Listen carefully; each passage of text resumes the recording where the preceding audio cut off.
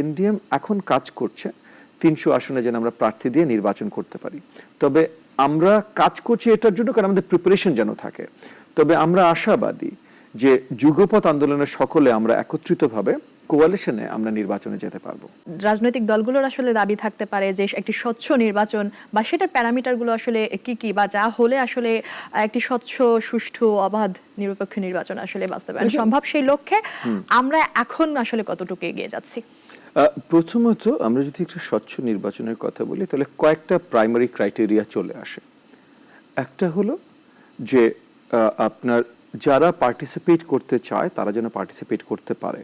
Again participate করতে চায় within the law, মানে আপনার নাম, আপনি যদি খুনের আসামি হয়ে থাকেন তাহলে আমাদের আইনি কিছু ইসে আছে যে আপনি পারবেন না, ঋণ খেলাফি হয়ে থাকেন, এরকম অনেক কিছু আছে। উইদিন দ্য ল আপনি যদি পার্টিসিপেট করতে চান আপনি যেন মুক্তভাবে পার্টিসিপেট করতে পারেন, আপনার পার্টিসিপেশনের যেন কোনো বাধা না আসে।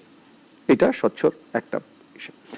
আপনি পার্টিসিপেট করার সময় আপনি যেন প্রচার কোনো বাধা ছাড়া করতে পারেন, এটা আরেকটা।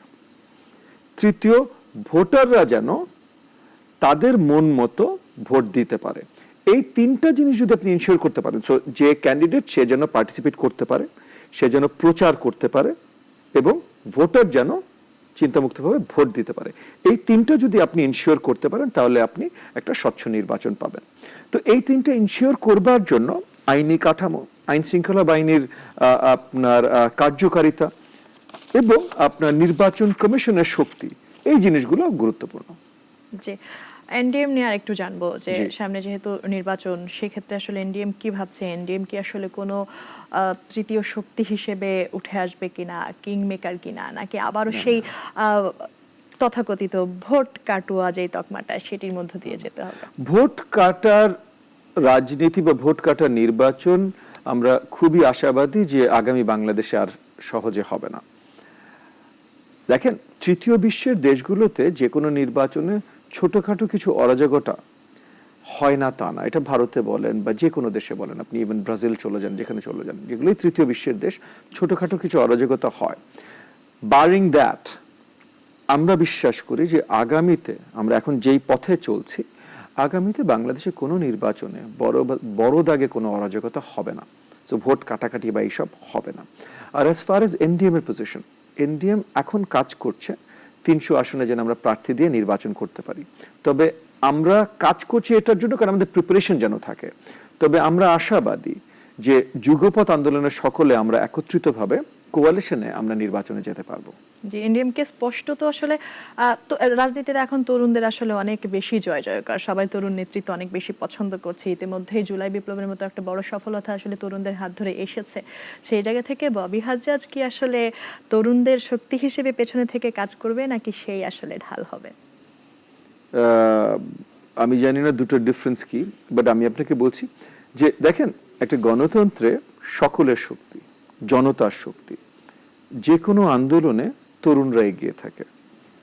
তরুণরা এগিয়ে থাকে কেন? তাদের ফিজিক্যাল অ্যাবিলিটিটা আছে এগিয়ে থাকার।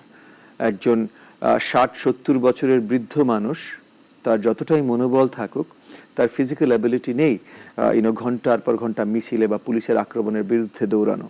একটা 18 বছর বা 20 বছরের তরুণের সেটা আছে।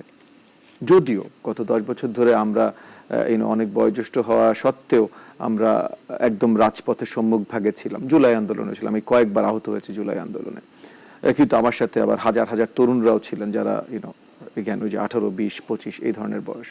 সো সব ধরনের মানুষই ছিলেন, সব ধরনের জনতাই ছিলেন। বাংলাদেশের আগামীর রাজনীতি জনতার রাজনীতি। এই জনতার রাজনীতিতে তরুণদের অনেক বড় ভূমিকা নিশ্চয়ই থাকতে হবে, কারণ আমাদের ডেমোগ্রাফিক ডিভিডেন্ড আলা একটা দেশ, মানে তারুণ্যের সংখ্যা এখন অনেক বেশি বাংলাদেশের জনসংখ্যা অনুপাতে। এইটা আমাদের ব্যবহার করতে পারতে হবে। সো তরুণদেরকে সঠিক পথে আমাদের যদি আমরা পথ দেখাতে পারি তাহলে সামনের বাংলাদেশের ভবিষ্যৎ অনেক সুন্দর। সো সেই জায়গা থেকে রাজনীতিতেও আমরা চাই তরুণদের সুন্দরভাবে যেন আমরা ইনক্লুড করতে পারি রাজনীতিতে। আমি যে যতখানি আশাবাদী ছিলাম গত বছরের অগস্টে, মানে আমাদের এই গণ অভ্যুত্থানে বিজয় আনার পর যতখানি ইনথুজিয়াস্টিক ছিলাম, হোপফুল ছিলাম, আশাবাদী ছিলাম যে তরুণরা রাজনীতিতে সম্পৃক্ত হবেন, আমি এখনো একইভাবে আশাবাদী যে তরুণরা রাজনীতিতে, কারণ আমি দেখছি তারা সম্পৃক্ত হচ্ছেন। কিছু কিছু জায়গায় যে হয়তো তারা একটু আহত হচ্ছেন মানসিকভাবে, যে তারা যেভাবে চেঞ্জেস দেখতে চেয়েছিলেন সেভাবে চেঞ্জেস দেখতে পাচ্ছেন না। বাট আপনি একটা জিনিস মানতে হবে যে তারুণ্য মানেও একটু অধৈর্য, ধৈর্যের একটু কমতি। তো তারা হয়তো যে জিনিসটা আরেকটু সময় নিয়ে হবে সেগুলো তারা একটু অল্প সময় হয়তো আশা করছিলেন, সো অল্প সময় না হওয়ার জন্য হয়তো তাদের একটু মন ভেঙে যাচ্ছে।